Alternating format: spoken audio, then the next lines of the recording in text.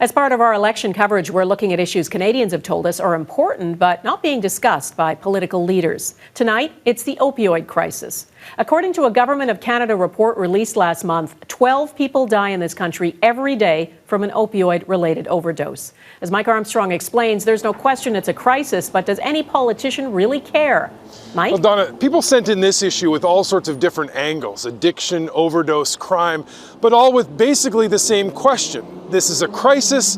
Why aren't the leaders talking about it more? This is a service that downtown Calgary just a few years ago didn't need. Teresa Conroy collects needles people have thrown away.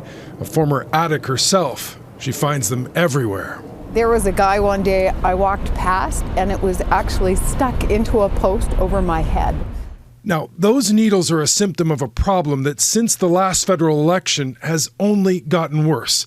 The number of Canadians killed by drug overdoses has risen every year. From 2016 to March of this year, drugs have claimed close to 13,000 lives.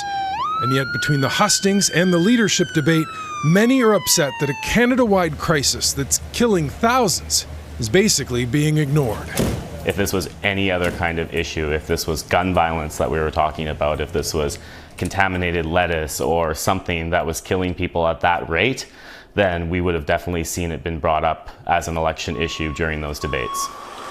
The federal government over the last few years has brought in measures to fight the problem. There's a Good Samaritan law, so people feel safe calling 911 if they see someone overdosing. They won't be charged with possession.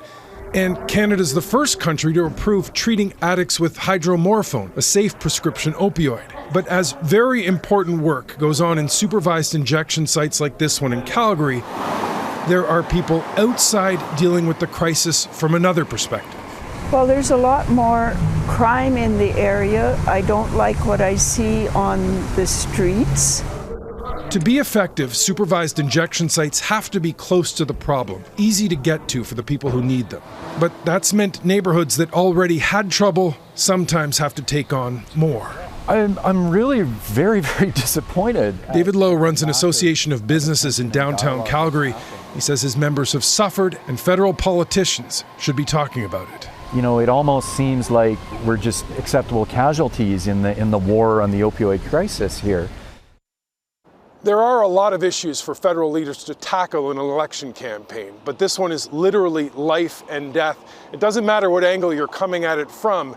It feels like it's not getting the attention it desperately needs.